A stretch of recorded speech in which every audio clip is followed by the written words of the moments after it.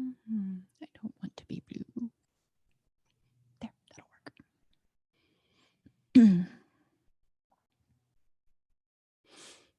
I'd like to welcome everybody to today's presentation. We're going to be talking about cognitive behavioral interventions and how to use those and teach those in group. Whoops. So we're going to explore ways to teach cognitive behavioral interventions in group.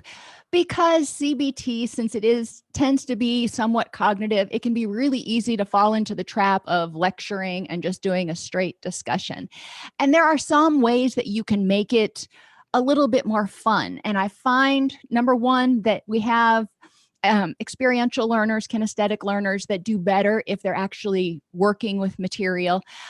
And people tend to enjoy group and remember it more if they are having fun. The way our brains are wired, for whatever reason, when we're doing something enjoyable, we tend to remember that information more than if you're sitting there kind of drooling on yourself while somebody lectures at you. Do remember when you're providing this in group, because especially if you go over multiple techniques in group, to provide handouts and worksheets for people to use and practice over the week, because this isn't something they're going to hear once and go, okay, I can do that, no problem. And it's ingrained in what they do. So we want to make sure that they have the material they can go back and look at. One thing that I've done in the past, which seems to have worked well, is teaching people a cognitive behavioral skill at the beginning of each group. So instead of teaching them 10 in one group and they're just kind of like overwhelmed with all the, it's kind of like going into Home Depot and getting, 10 new tools and going home and going, gosh, where do I start? It provides them one tool per week that they can work with and manipulate. You can use that tool in order to help them work through whatever you're talking about in group. So if you teach it at the beginning of group, then when things come up in group, you can say, okay, let's use this new tool and see how it works. So those are just a couple tips for CBT groups. So as we know, the basis of cognitive behavioral therapy is that thoughts, feelings, and behaviors are all connected in that triad. So I start out by explaining the fact that when you change your thoughts, it can have a direct impact on your physiological reactions, which may impact your urges and behaviors. And I give the example of, if a bee lands on your arm, if your thought is it's going to sting me, then you're going to want to get it off. You're going to feel scared, so you're going to have an unpleasant emotional reaction. And your urge, your behavior is going to be to swat it, which unfortunately probably increases the chances you're going to get stung. Another example I give, because I'm a real big sissy when it comes to needles and bee stings, is shots. If you are thinking to yourself while the nurse is coming at you, this is going to hurt, then guess what? When they give you a shot, you're probably going to be more likely to tense up and it hurts a whole lot more. And there's anxiety associated with anticipating pain. So one of the things that we can do is change our thoughts, which is the basis of cognitive. We can also change our behaviors, because changing our behaviors has a direct response on our thoughts and emotional reactions. When we are, for example, getting ready to get a shot, we can force ourselves to relax. Now, if you're having stressful thoughts, you're not going to be able to relax. So if you're having thoughts about relaxation, if you're actively focusing on relaxation, guess what? That's going to change your behavioral reaction when the nurse comes at you with that needle. At its core, cognitive behavioral therapy has the principles of noticing, understanding, and addressing thoughts, feelings, and behaviors. So again, I really want people to wrap their heads around the fact that intervening in any one of these three areas actually can have a positive effect on the other two areas. So I do something called the triad activity. And with that activity,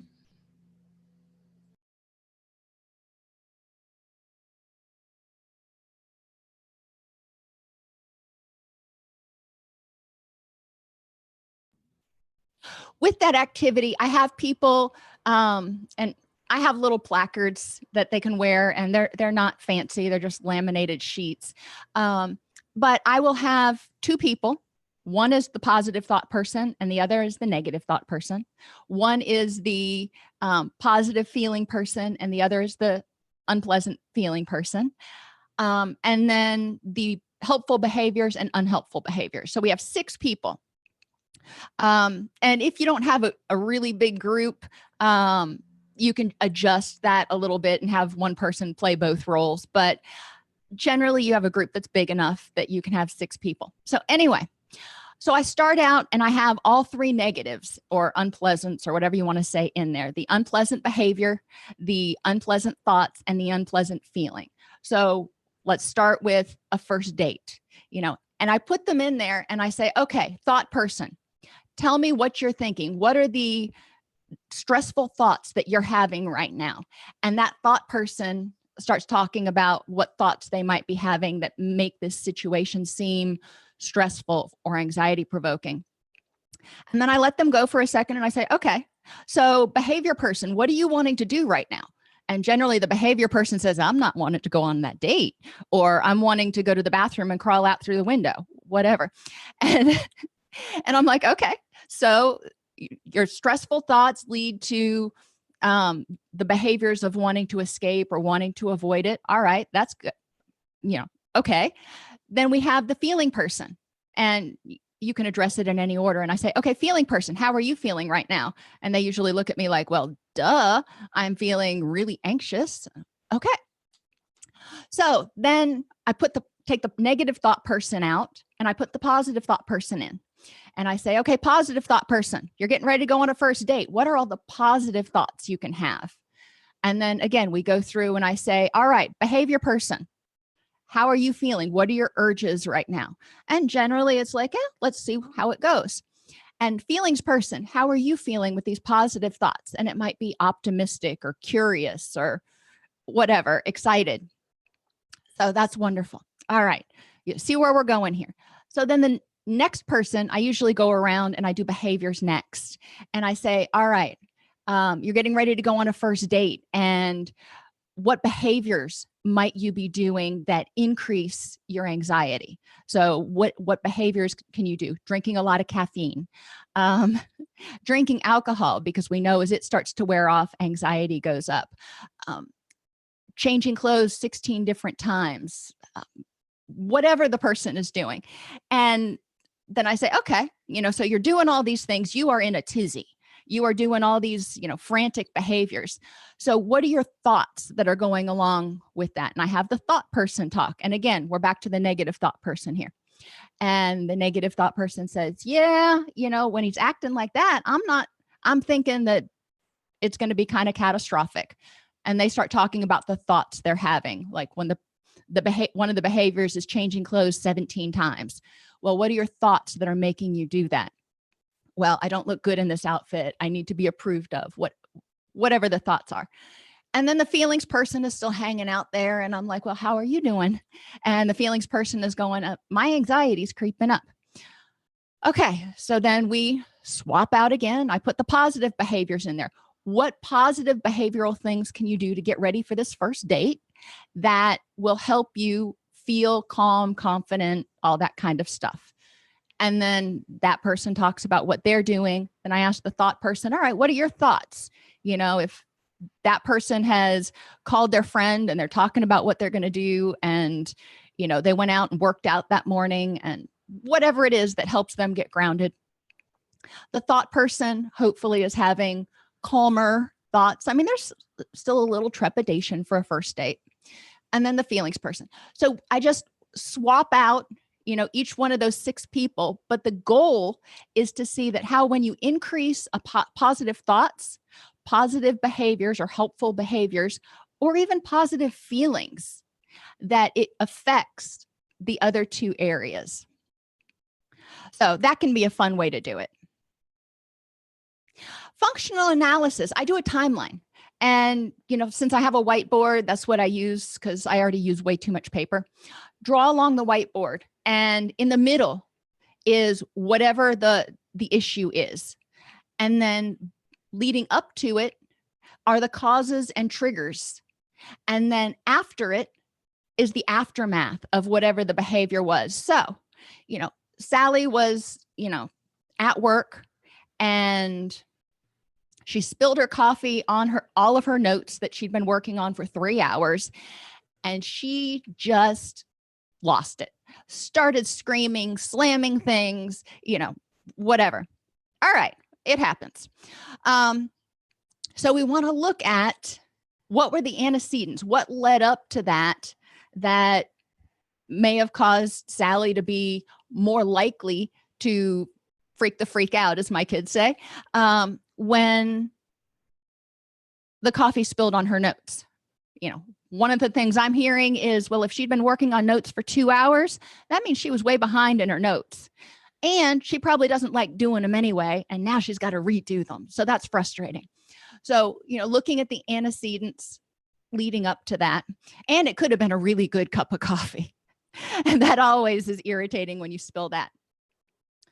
So we look at what led up to it and ways that could have been prevented, maybe doing your notes right after each session, figuring out a way to do notes in session, like I've suggested to y'all before, whatever the case may be. Maybe she also got up late, or she just wasn't feeling it that day. So what could she have done to improve her mood before she started on those notes? One of the things I'll do if I'm having to do something that I really am not excited about doing, I will put something on the TV because I just like having that background noise. And that makes me feel more calm. I don't know why, but it does. But we talk about ways you can mitigate those vulnerabilities. And then we want to look at the impact.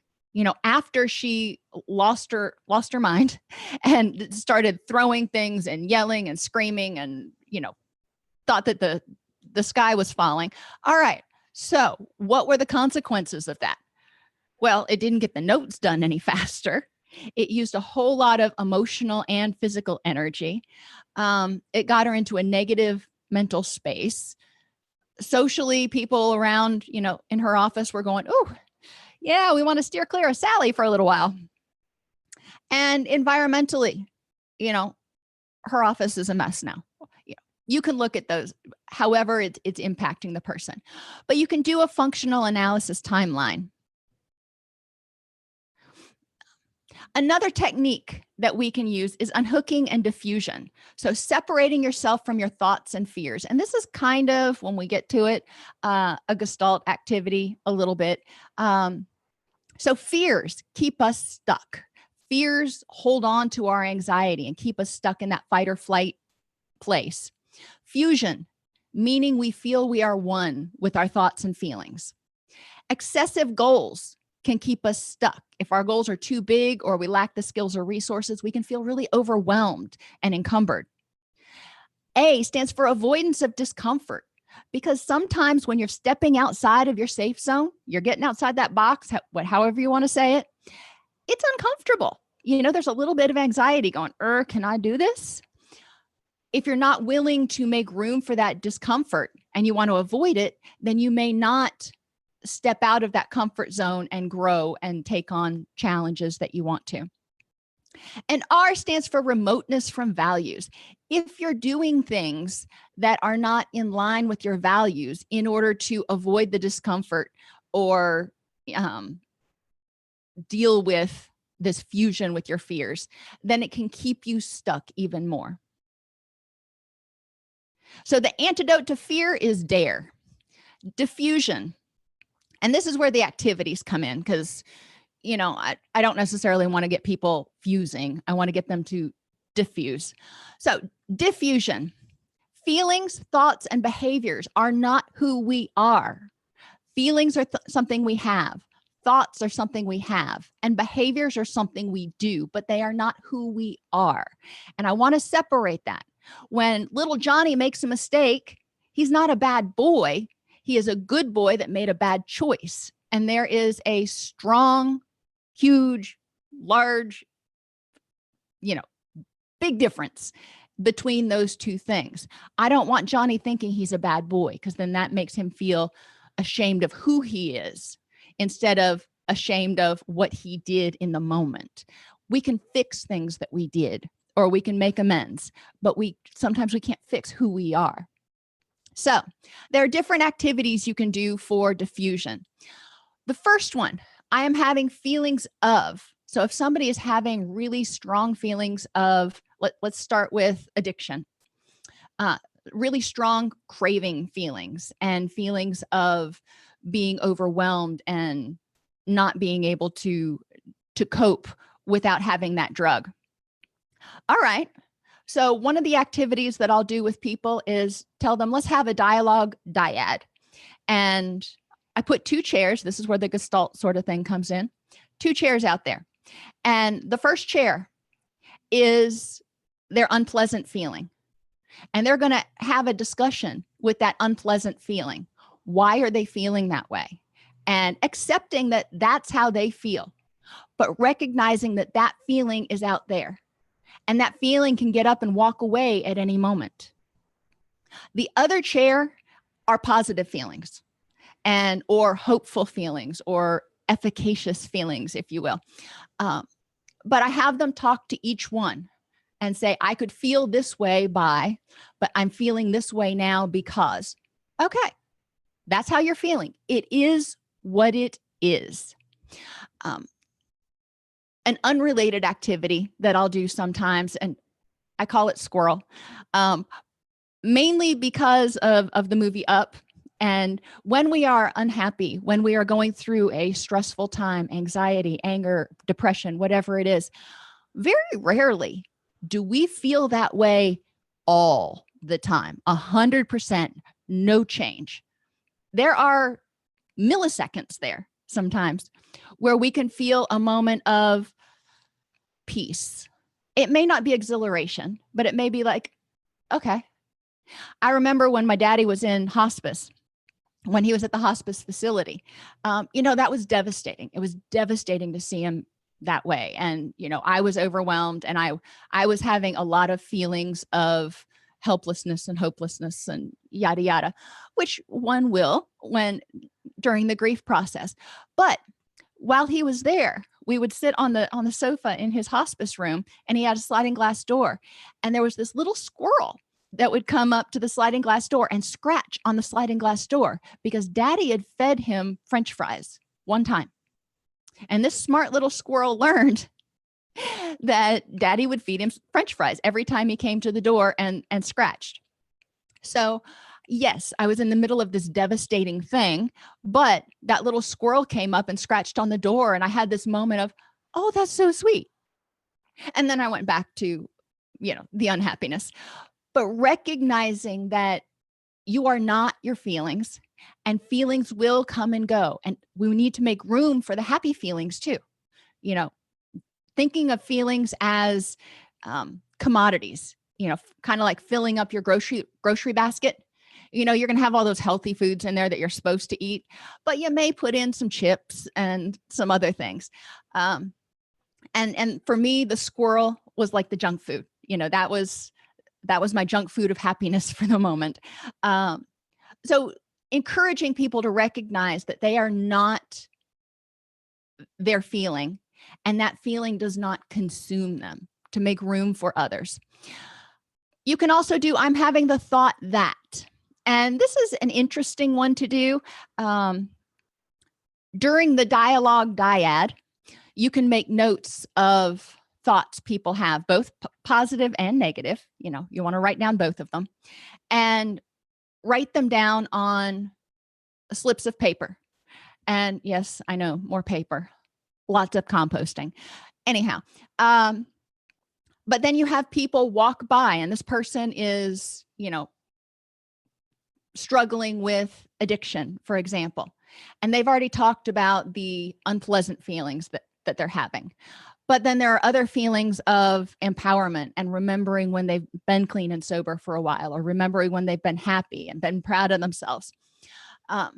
So we take all those feelings or all of those thoughts, and I start out with sort of a litany of the unpleasant ones because that's where they're at.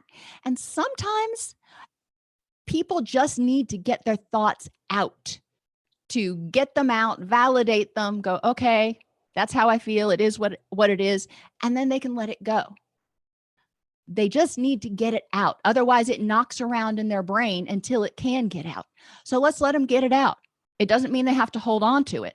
So they have this feeling, and people hold the slips of paper and walk past the person who is unpleasant, having this unpleasant experience. And the person reads the feeling statement. I don't feel like I can tolerate this. I'm going to relapse. I can't take this anymore. I'm miserable without my drug, whatever it is.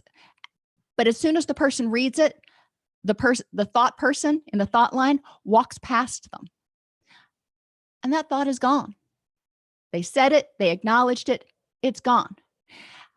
After you get through a few negative thoughts, then I start interspersing some of the ones that came when they were talking to the positive thought chair. Because once we start getting that negative out, because worry, if we don't feed it, if we don't dwell on it, worry should only last 5 or 10 minutes probably. And then we start having the problem solving thoughts, that anxiety and adrenaline starts bleeding off, and we get more in our wise mind, and we start having more problem solving thoughts. So then the problem solving thoughts start coming in, and they walk by too. The person doesn't have to hold on to any of the thoughts that go by, but if they choose, then they can grab, not physically, but tell somebody from the thought line, you come here. I want to hold on to this thought for a minute. And we see what thoughts that they hold on to. The key is to provide them a visual of the fact that thoughts, you want to get them out, acknowledge them, and let them walk away. And if they can get that vision in their head, sometimes it can help them when they start having those thoughts. They can actually envision those thoughts being typed out on a piece of paper and flying away.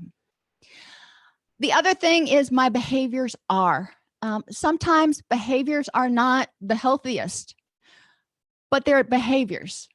So again, let's go back to addiction. Person can feel overwhelmed. They can feel frustrated that they can't use. They can feel cravings. They can have thoughts that they are powerless. They can have thoughts that they have to have that drug or use that thing right now, or they're going to die.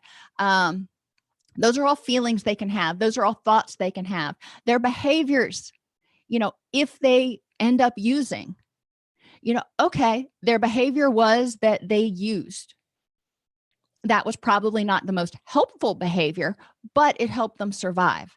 Their behaviors are not who they are. They are not failures. They are not relapsers. They are people who chose a behavior, and encouraging them to see behaviors, again, Johnny's not a bad boy. Johnny made a bad choice. So encouraging people to see behaviors separate from themselves. All right. So once we see that feelings, thoughts, and behaviors are not who we are good people.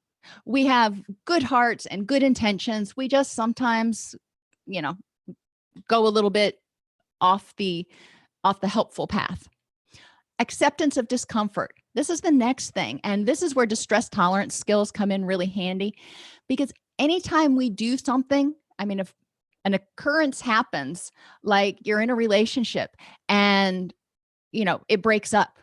So you start having these feelings of super anxiety, thoughts that you're going to be alone forever, fears that you're going to be abandoned forever. Behaviors may be somewhat erratic in order to try to plug that hole that the person has in their heart. Okay. When abandonment occurs, one of the steps is acknowledging how you feel and what your thoughts are, and then accepting the discomfort, going, okay, this really sucks right now. Making room for it and going, it's okay. It is what it is. I'm not going to judge myself for how I feel. Once you're not fighting with those feelings and trying to suppress them and ignore them and push them away, then you can focus on fact-based thoughts, and that ABCDE that we'll get to in a little bit, and setting realistic goals. It's like, okay, So I'm having these feelings and I'm having these thoughts, and they're unpleasant. I want to feel better. So, what's a realistic goal to improve the next moment in this situation? What's the first step I need to take to change the situation or change my reaction to this situation? And then finally, embracing values, living authentically increases happy feelings, positive thoughts, and behaviors. So, if I am, well, go back to addiction again. If I'm struggling with that, I'm in this really relapse prone mental place right now, and maybe even behaviorally not doing the things I need to do in order to maintain my recovery lifestyle. If I accept discomfort, I go, okay, recovery is not always, roses. Sometimes it's discomfort, which is uncomfortable, but I'm going to accept that. So, what goals can I set to help me feel better in the moment without using? And what are the fact-based thoughts? Because likely I'm not going to die if I don't use again. So, what are the fact-based thoughts that support my goals? And how do these goals and these thoughts help me embrace the things that are important to me, like recovery and doing things so I can be closer to my family? Going back to abandonment, having the feelings of anxiety and despair, having the thought that I'll be alone forever. My behaviors are unhelpful because, I've texted him 72 times in the past 24 hours. Okay, I can see how that behavior is not helpful. Does it make me a bad person? No, it's just not a helpful behavior. So let me accept the discomfort I'm feeling and set realistic goals and focus on, disputing those thoughts that I'm having and figuring out which ones are actually based in fact and what do I need to do to start feeling better. Embracing those values. And cancer. Again, you find out that you've got cancer or a loved one has cancer. That can feel awful, extremely disempowering. You can feel terrified. You can have all kinds of, catastrophic thoughts. And behaviors vary. Some people ignore it. Some people become very depressed. Some people, frantically try to figure out how to make it go away.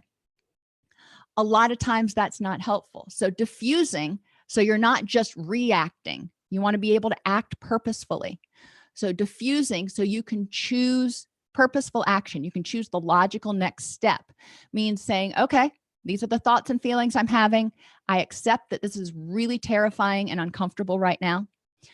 So what are the facts here? And what is the next thing I need to do in order to keep moving towards what's important to me? Continuing to live and have a healthy life, or, celebrating and enjoying the time I have left with this person, or whatever it is.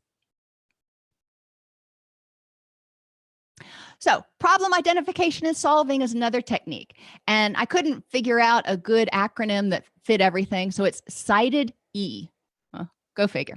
So stop, identify the problem, develop alternative solutions, explore the short and long-term consequences and outcomes of solutions, decide on a response, and evaluate the outcome. Okay. Well, one of the things that's hardest for people is the stop. Once they get into their wise mind, it's a lot easier, but stop is difficult. So I love music. And generally, if I get a song stuck in my head, it's stuck there for the rest of the day, if not the rest of the week. And I apologize if this does that to some of you right now. But when people get upset, if I can have them, that unpleasant feeling, trigger in their minds a song, like I think it was the Supremes singing "Stop in the Name of Love." Stop in the name of love before you break my heart. Think it over. That's them telling you to stop. Bobby McFerrin, don't worry, be happy. Sometimes that's a mantra. There's a song called The Middle that by Johnny Eats World that we'll talk about at the end of the presentation. That has a lot of really uplifting words in it. Or just the Serenity Prayer. And when my kids were little, I shortened it. And instead of the whole thing, I would just say, God grant me patience. And I would turn it over at that point. But, that was me. So identification of the problem, once you've stopped and you're able to think, and sometimes these songs will even make you happy because you'll start going around like stop and singing, and bless the people in my heart or in my office, because I get a little goofy sometimes, but you can feel a little bit happier, but at least it helps you stop. Then identify the problem. Who's causing the problem? What part of the problem is being caused by you? There's multiple who's in every problem. Where is the problem occurring? What exactly is happening? And why is it a problem? Then develop alternative solutions. Explore the short and long-term outcomes of those solutions, decide on the response, and evaluate the outcome. So again, addictions and cravings, abandonment, cancer, we'll go through those really quick. So if somebody's having cravings, one of the first things we want them to do is stop.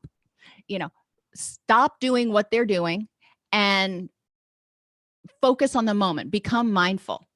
Identify who's involved, where they are, what's triggering their cravings, why they don't want to use, and what the next step could be. With abandonment, again, stop, identifying the problem, who's involved, where did this happen, what happened, and part of what happened is really examining those thoughts about whether somebody's using an external or internal locus of control, doing a lot of blaming, etc. And why is this happening? So they're figuring out what's going on, develop alternative solutions. Okay, this person broke up with me, left, whatever. I can't get them back. Texting them 72 times or whatever probably isn't going to help. So what are some alternative solutions I can do to help myself feel better, to help myself deal with this situation? And with cancer, and Christina points out that, cancer, there is less that you can do about it, but there are things you can do. Like, my mom, when she was diagnosed with cancer, it was devastating. And, she could have, crawled into a bottle of whiskey and cigarettes and whatever. But instead she said, okay, I'm going to go to the doctor and I'm going to follow the treatment protocols that they've got set out right now. And I'm going to do the research to recognize that people do, look at the facts to realize that people do recover from this kind of cancer. And so she identified the problem. She knew what was going on. Why it happened, hard to say. But she did also identify some things that she could do in order to help herself feel better and enjoy her life, however much of it she has left, whether it ends up being terminal or it goes into remission, instead of focusing on, 6 months from now, if I'll be alive. It's, well, I woke up this morning and it's a good day. And so she's changed her perspective a little bit. So one of the things you can do, and this typically does better as just a group discussion, when you experience the problem, how can you remember to practice the pause? How can you remember to stop? What techniques can you use to get through the initial adrenaline rush? What are your distress tolerance techniques? Some people deep breathe. Some people go on a walk. Some people put on loud music, splash cold water on your face. There are a variety of techniques, but I want people to figure out what works for them. Describe a time you got upset and effectively managed it. So, I want people to recognize that they have managed distress before. Give an example of a time when you got upset and did not effectively manage it, and what was the difference? So you've managed distress before, but then sometimes you don't manage it so well. So what's the difference? And sometimes it can be vulnerabilities leading up to it. They're not getting enough sleep, whatever.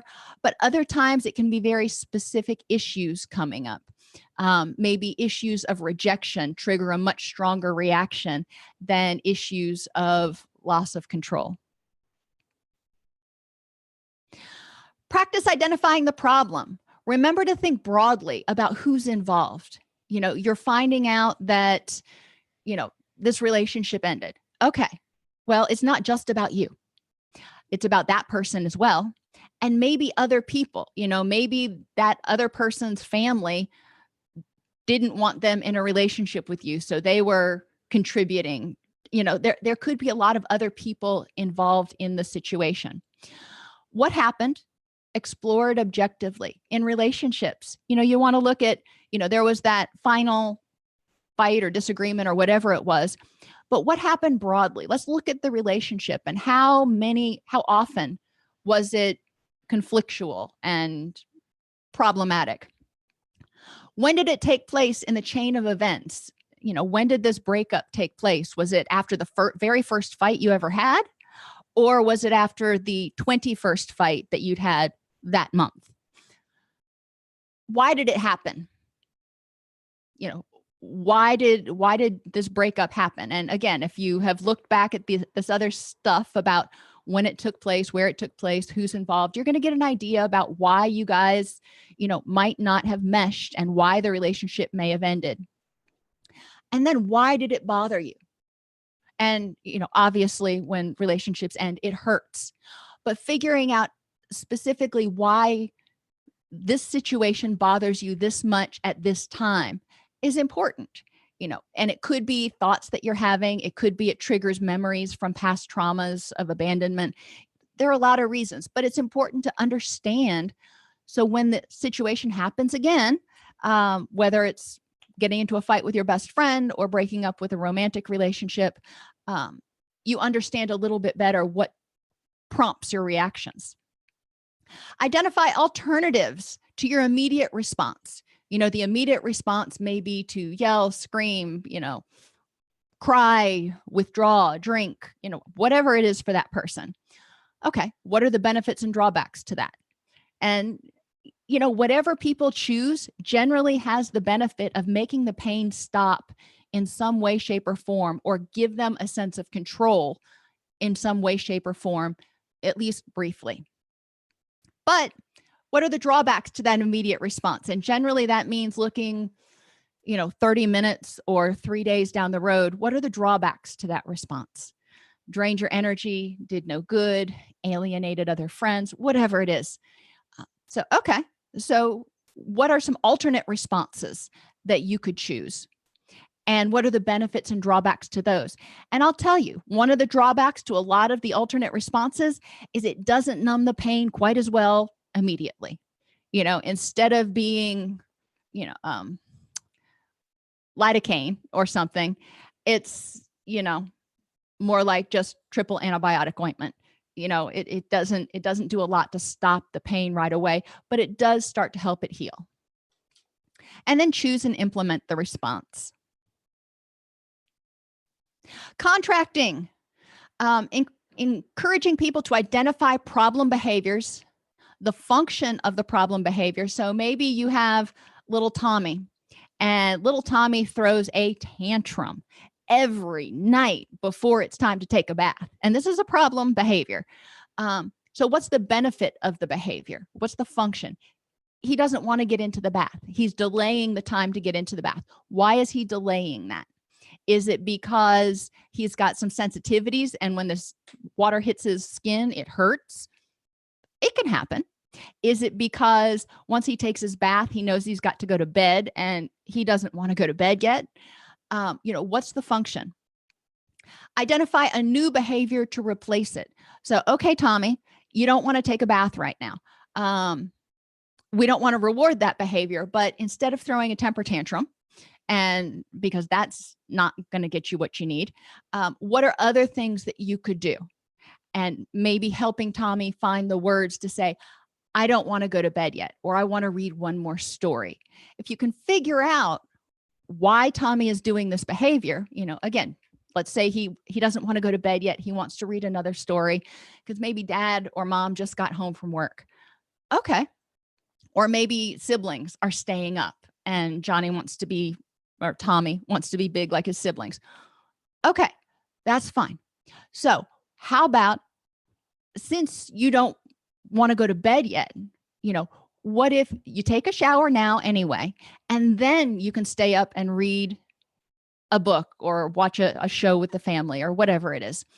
Yes, that means you got to make the shower time come a little earlier because we don't want Tommy going to bed at 10 o'clock, but contracting with Tommy a little bit to figure out what to do.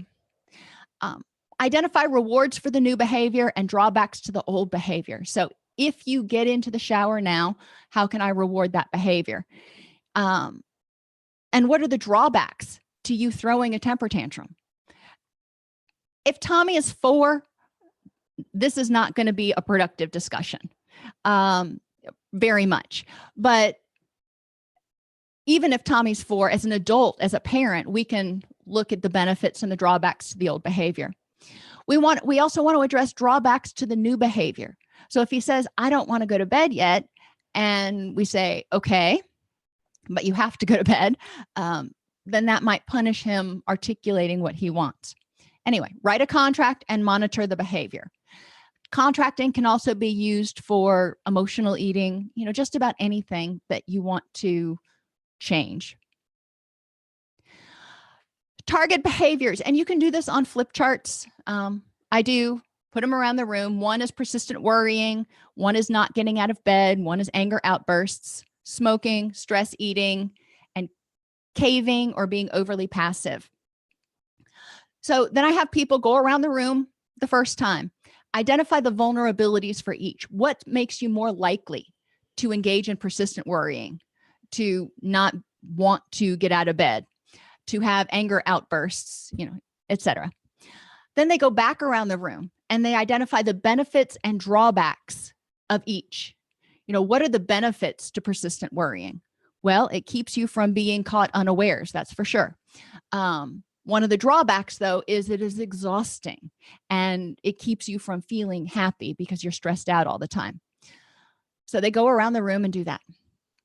Identify alternate ways of meeting the same need. So, the benefit is of persistent worrying is it keeps you from being surprised or being caught unaware. So what's an alternate way to keep yourself from being surprised? Thinking about what that is.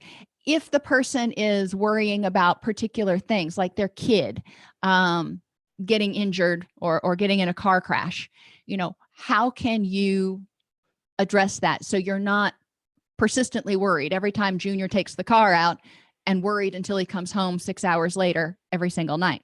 It's exhausting. So what are some other ways that you can feel more confident and calm?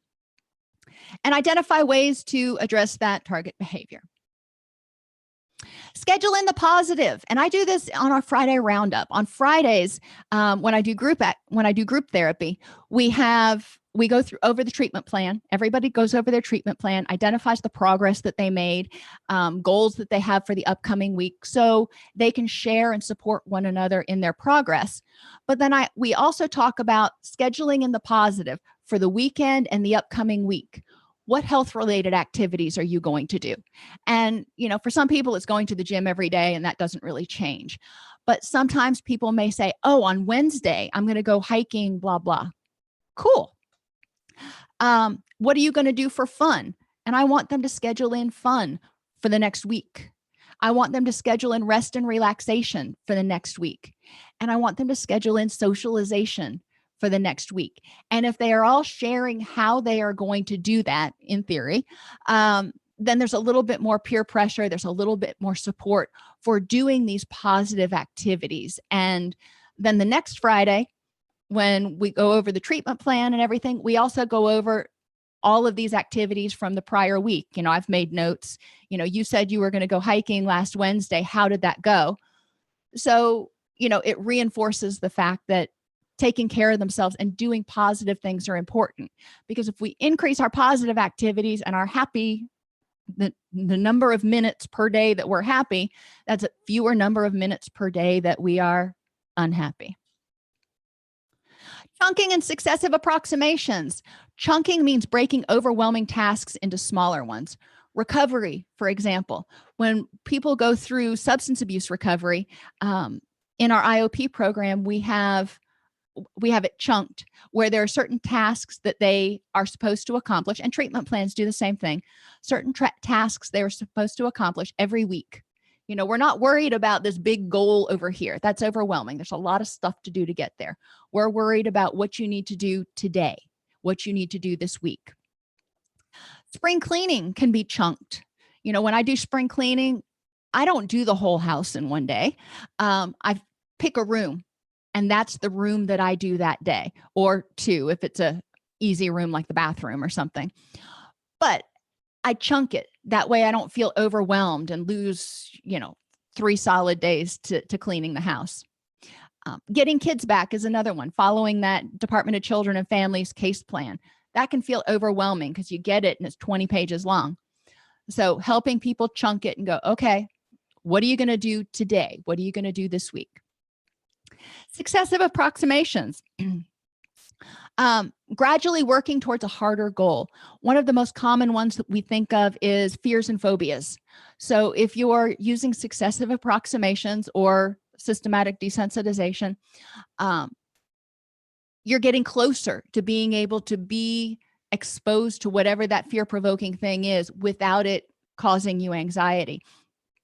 So snakes, for example, first you want to be able to think about snakes and get to the point where you can calm yourself down without being overwhelmed. Then you want to get to the point where you can look at pictures of snakes and not shudder. Then you want to get to the point where you can watch that Indiana Jones where he fell into the pit that had all the snakes and not have your skin crawl. Working gradually towards being able to get to the point where you can be in the same room with a snake and go, hey, not a big deal. Smoking cessation, another example. People will gradually cut down on their cigarettes and they will provide themselves rewards for that. So smoking cessation, maybe they cut down 1 cigarette less each day, so they're not smoking their final cigarette in the night for a week. And then the next week, they're not smoking that cigarette, but they're also not smoking their first cigarette of the day. And then the next week, they eliminate another one. Running a marathon, you don't generally go from being a couch potato to a marathon runner overnight. So what can you do to run that marathon? First, you've got to be able to walk a mile. Then you got to be able to jog a mile. Then you got to be able to run a mile. Then you got to be able to walk 3 miles. You see where we're going here. So just gradually increasing the difficulty of the goal that you're working towards. So cognitive distortions activity, this is a fun one. And since we're running short on time, I'm not going to really explain a lot with each one, but I call it the be and become activity. And I give each person in the group a particular cognitive distortion, personalization, exaggeration, all or nothing thinking, whatever. And then I will announce a situation that typically causes people anxiety or distress.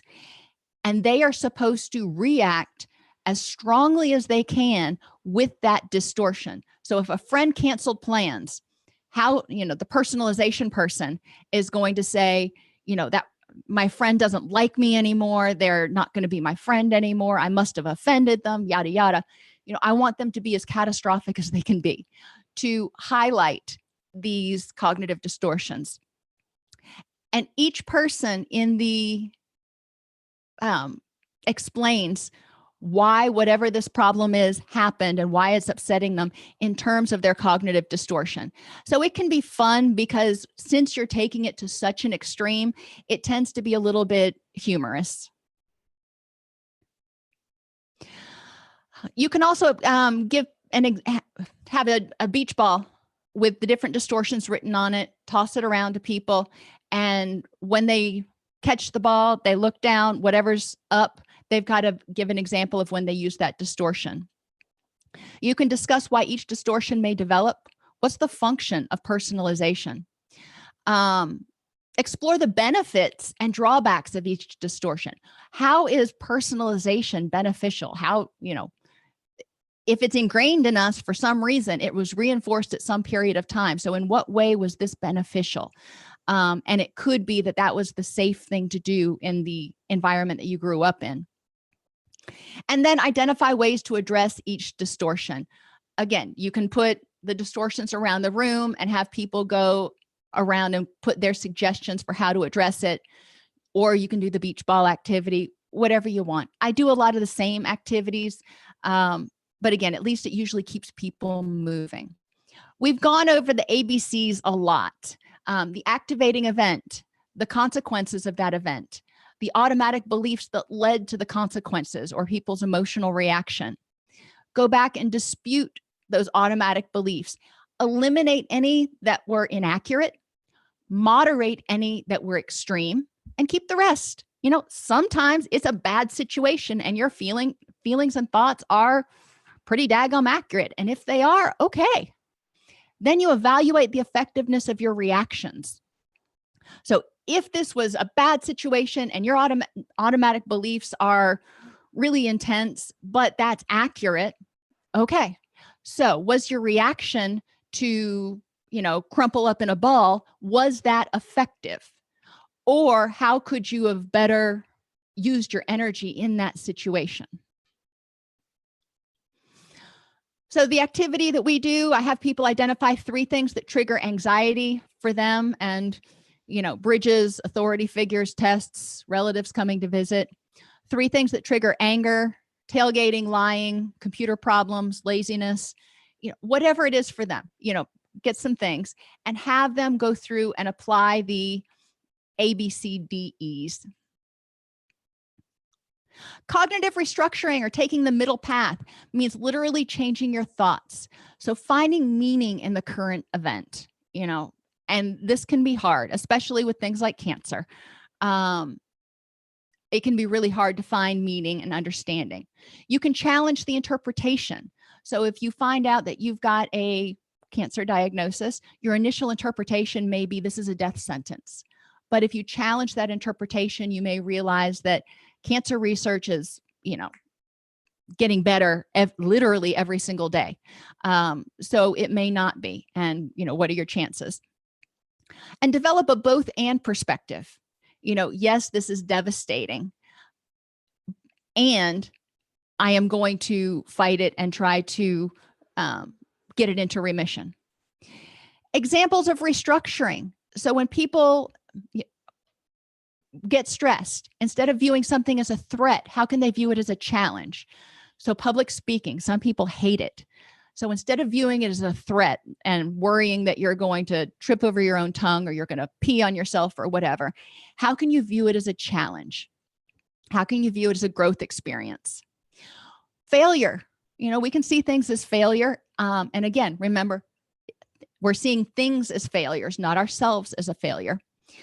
But how can you see failure as a learning experience? You learn one way not to do it again. Loss versus opportunity. So maybe you lose a job and that can be devastating. However, maybe it's an opportunity to find a different job that you'll be happier in. And powerless versus empowered. So sometimes we feel powerless, helping people focus on, yeah, there are a lot of things about this situation you're powerless over, but what do you have the power to address in this situation and in your life right now?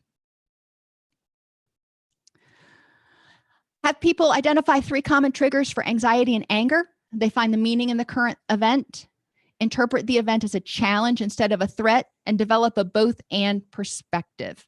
So, again, we talk about it and then I have them apply it. Examples can be applying it to a significant other, not responding to a text, not getting a promotion or a first date. Systematic desensitization, we talked about earlier, learning to effectively use coping skills to reduce distress through gradual exposure. Level 1, imagining and describing the distressing event. Level 2, and sometimes there are levels in between here, but the middle level, exposing yourself at a safe distance to the distressing event. And level 3 is experiencing the distressing event. So going back to snakes, the other day I brought in sweet potatoes or sweet potato vines because the greens are really good if you bake them, but I digress. And, I fixed the vines and whatever, and I put them back out in the garden. the remnants. And the next morning, I got up and I started making my coffee. And my daughter looks at me. She's like, "You brought another pet in?" And I'm looking at her and I'm like, "What are you talking about?" Well, apparently, in the sweet potato vines that I had brought in 2 snakes, and they had presented themselves that morning for her to see when she first got up. Oops. Um, so, thankfully she's not real freaky about snakes, but if somebody would have been, that would have been overwhelming. So first you want to imagine yourself walking into the living room and seeing a snake. And then maybe walking into the living room and seeing a snake in a terrarium. And then eventually walking into the living room and seeing a snake on the floor. But during at each level, people people need to get themselves to a place where they can rate their distress, but they can calm their distress down, and they get to the point where they can see it and it doesn't upset them. They can see it and go, all right, that's a picture of a snake. Distressing events that I can do, or I have done systematic desensitization for, include public speaking, a first date, airplane ride, and then, some other personal example. Snakes, that's one for people. Cognitive processing therapy, using analytical questions to help identify cognitive errors so people can make more effective choices. This helps them address overgeneralization and emotional reasoning. I have people put these questions on a card and carry it with them. It's their emergency card. When they get upset, what is the evidence for and against this situation? And I want facts. I don't want hypotheses. I don't want assumptions. I want facts. What are the facts? Is that my feeling based on facts or feelings? So just because I'm scared doesn't mean it's necessarily scary. Going on a roller coaster. I'm terrified of roller coasters. Does it mean they're unsafe? No. Statistics say they're pretty safe, but I'm terrified of them. So my reaction is based on feelings, not facts. Are all aspects of the situation being considered? We'll stay with my roller coasters for a minute. No, I'm considering going downhill at, a bazillion miles an hour, and, that's not safe. But I'm not considering that I'm strapped in, that it's been inspected, all of those other things, and how many millions and millions of rides happen every day with no problems. Am I thinking in all or nothing terms? Am I confusing high and low probability events? Well, yeah, I'm thinking if I get on there, I'm going to die. That's kind of an all or nothing thought. And I'm confusing high and low probability because there is an extraordinarily low probability anything is going to happen if I ride a roller coaster. So what's the most logical course of action? Well, for me, it's to avoid roller coasters because there's just no reason to expose myself to that. But sometimes there are other choices that you can make.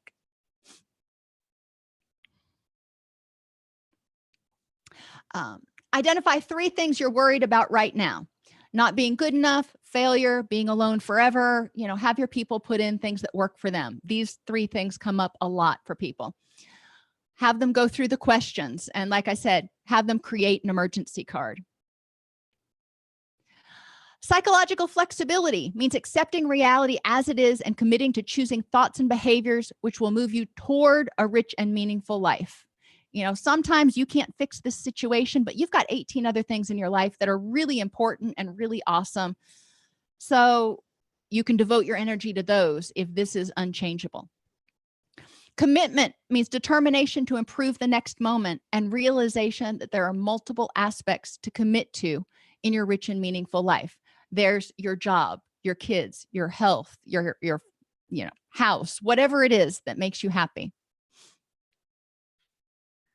So have people define a rich and meaningful life because it's going to be different for everybody. Have them identify what their top 5 values are. What are the top 5 characteristics they want to be remembered for? Which people are important in your life? And I include 2- and 4-legged creatures. and what things, hobbies, and activities are important in your life. So if you have this rich and meaningful life, all of these things are going to be there, and you're going to be acting in accord with whatever those values are. So once they know what their destination is, that's over here, then they can figure out, okay, I'm unhappy right now. This is unpleasant. First thing, is this worth my energy? Is addressing this issue, even and devoting energy to it, going to do anything to move me closer to my goals? And a lot of times the answer is no. Yelling at the person that cuts you off in traffic, that's just a waste of your energy. So figuring out, is this worth my energy? And then if it is, saying, okay, what things can I do and thoughts can I have that will help me address this situation in a way that moves me closer to my goals? So if you get passed over for a promotion, you could get angry and badmouth your boss and yada, yada, or you could say, okay, so one of the things I can do is learn why I got passed over, develop some skills, have some positive self-talk, reminding myself that I'm a good person. Maybe I wasn't a good fit for this, yada, yada. And reminding myself of, why I'm coming to work each day. Maybe it's, to keep a roof over your head. So focusing on that use of energy. Where you are is where you are. It is what it is. You feel how you feel. But what can you do to use your energy right now, the energy you have, to move you back or start you moving again towards what's important in your life? So think of it like you all of a sudden get stuck in a traffic jam. What do you need to do? What detours do you need to take, if any, to get you back on the road towards your rich and meaningful life? So there are a variety of ways to help people explore and address the thoughts which may be keeping them stuck. Some techniques will work better in certain situations. Since our thoughts are based on prior experiences, teaching it in group can help clients explore alternate interpretations and information in similar situations. So they may think, I never thought about it that way before. That's great. They're doing your work for you. By developing a broader understanding of situations, people can explore the effectiveness of their thinking in terms of how it impacts their ability to live a rich and meaningful life. Okay, so if you have any questions, you can start thinking of them now. If you are ready to go, you can go. This is that song, The Middle, from Jimmy Eat World. I really like it. It's basically talking about, it sounds like a teenager who feels down, feels dejected. And he's saying, don't worry about what other people say. It's about how you feel. Yeah, it sucks right now. It feels really awful. When you come out the other side, you can keep going. You are strong. So anyway, I like this song a lot. Other songs, Kelly Clarkson's Stronger, Demi Lovato, Skyscraper, Toby Mac, Start Somewhere. There are tons of songs out there. So it's important to, encourage clients who like music to find music that supports a positive outlook. Yeah, we can have our moments where we're listening to, death metal. But we also want to have those playlists that are uplifting and encouraging. Okay. And yes, Pat, I agree. There are apps that can be developed. There are some CBT apps out there. I think there's definitely room to add more CBT apps to the Play Store, but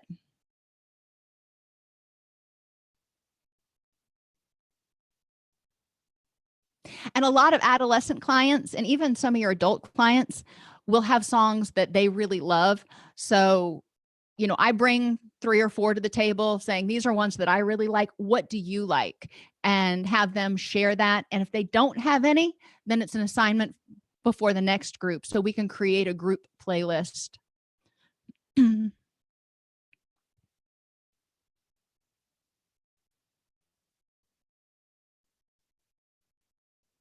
Alrighty, everybody. I know we went through a ton of activities. Remember, you can go into the classroom, download the PDF so you can look over some of these. if there are any that you want to try, and, you know, hopefully it will add a little bit of spice to your CBT groups. Have a great night, day, whatever it is. Now, tomorrow, same time at 12 o'clock CST, 1 o'clock EST, we have the discussion group, and it's on attachment and trauma this week. So I kind of went a little bit overboard. I think there were like 34 articles or something. Oops. I shouldn't ever be turned loose on PubMed, but I digress. But we will be talking about the effect of parents' attachment style on children, the effect of people's attachment style when they are children on their reaction to trauma and development of mental health symptoms, and the effect of adult attachment style on dealing with adversity and trauma. So there are 3 different attachment phases, if you will, that we'll be looking at. And then Thursday, we'll be talking about something else. I can't remember. Sorry. So I will see you all hopefully tomorrow or Thursday.